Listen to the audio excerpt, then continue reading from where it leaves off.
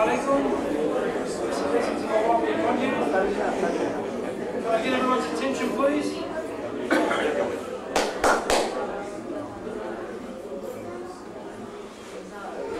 If everybody can please be seated. Can everybody please be seated? Tonight's dialogue will commence. Welcome, dear respected brothers and sisters and guests. Before we begin, I would like to thank Jamiyat al-Minya Association for allowing us to use this hall. Tonight's peaceful dialogue is titled, Who is the Real Jesus? Each speaker will talk for 20 minutes with 15 minutes each rebuttal and 7 minutes for closing statements. And we will leave 20 minutes each for question time. 20 minutes for question time will be directed at each speaker. So questions and answers must be written. Later on we'll be going around and handing out pieces of paper and pens. And your questions need to be directed at each speaker. So you need to write down the name of either Mustafa or Peter, who you want to direct a question to. And please keep in mind that tonight's topic is who is the real Jesus. So please make your questions directed to tonight's topic. Before I introduce tonight's speakers, I'll just outline some of the house rules we have. In the event of an evacuation, please exit from either the front door or the rear doors. However, the front door will be kept closed, and anyone wishing to leave, please use the rear door. If your car is blocking someone else's driveway or another car, could you please remove it now? Also, if you can put your mobile phones on silent. Bathroom facilities are located at the rear on the left-hand side. There is no smoking within the confinements of this building. No yelling or shouting. No takbir. No interrupting the speakers. We ask you to respect both speakers' opinions. They are entitled to their opinion. And a reminder that this is not a debate, it's a peaceful dialogue. So I'll introduce tonight's speakers. On my right-hand side, I've got Dr. Peter Barnes.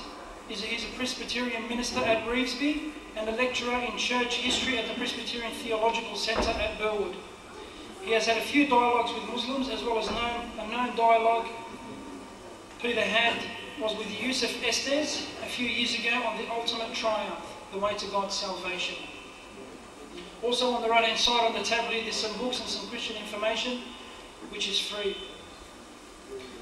So I would like to introduce Dr. Peter Barnes.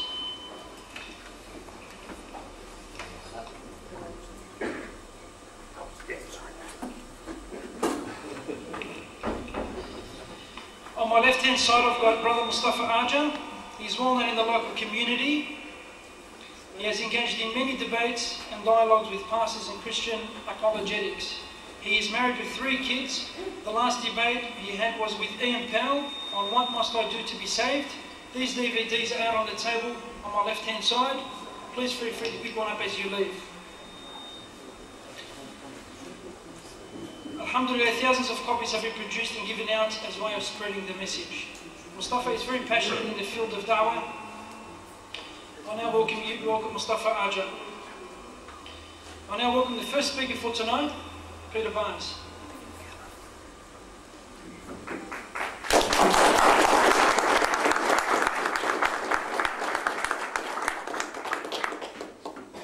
Thank you very much for the welcome, and thank you very much, Mustafa, for the invitation to be here and for cups of coffee we've had in preparation for this.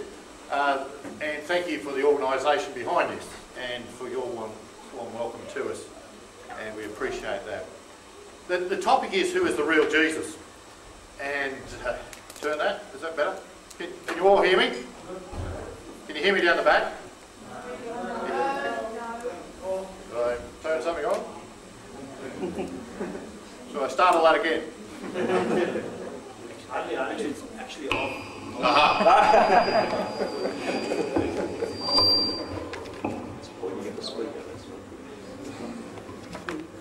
Press the on button. Yeah. We'll start that again. was just, how's that down the back? It echoes a bit here. Is it all right there? Okay. Wave if you can't hear. Clap if you can. Just a thank you for having us here, and it's been good to meet Mustafa, and we trust we do something similar again another time. But tonight's topic is who is the real Jesus, and for the Muslims among you and for the Christians, it would be just good to clarify the Islamic view of Jesus presented in the Quran. Jesus is one who does miracles in the Quran. I've got the references here, but you'll know them, Surah 3 and Surah 5. He's joined to the Holy Spirit. He is the Messiah. He is the Christ. Christ is the anglicised Greek word, meaning Messiah, the anointed one. He is the anointed one.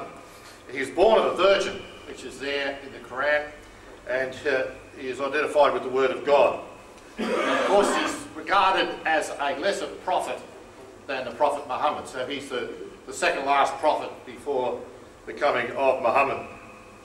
Now, of course, the New Testament presents a different picture of Jesus, and I want to go firstly to the Old Testament. We've only got 20 minutes, so let me go to the Old Testament, because in the Old Testament there are 39 books that are looking forward to one who is coming. And these books are the holy books of the Jews, and yet the Jews reject Jesus as he is made known in the New Testament. That's well known. The Jews do not believe Jesus is Lord. They do believe he was crucified. They do not believe he rose from the dead. Now, most of the early Christians were Jews. They're Jews who became believers in Jesus as the Christ. But Judaism, by and large, rejected Jesus. And yet the Old Testament is the holy book of the Jews. And in the Old Testament, written hundreds of years before Jesus came, there are tests of prophecies. I've got two quotes here from Isaiah. Isaiah lived about 700 BC, so it's 700 years before the birth of Jesus. And there's a challenge there. Bring in your idols to tell us what is going to happen. Tell us what the former things were, so that we may consider them and know their final outcome, or declare to us the things to come. Tell us what the future holds, so that we may know that you are gods. It's God's, it's Yahweh's challenge to the idols. If you're true, give us some prophecies so that we'll know that you're true. And of course, they can't come up with any prophecies. But there are prophecies all through the Old Testament. Of course, Islam holds to the prophets. Islam claims more prophets than Christians, something like 124,000, I think. But it's prophecies that count. True prophets prophesy truly. So the way to test whether a prophet is true or not is can he utter prophecies that come true. And so when you go to the Old Testament, and I'll repeat, this is hundreds of years before the birth of Jesus. There are prophecies such as Isaiah 53. Isaiah 53 tells of the suffering servant. The suffering servant will come, he'll be rejected by his people, he'll be put to death, but he won't be put to death for his own sins, he'll be put to death for the sins of others. And we are like sheep, and we've all gone astray, and each of us has turned to his own way. But the Lord, that's Yahweh, has laid on him, on this suffering servant, the iniquity of us all.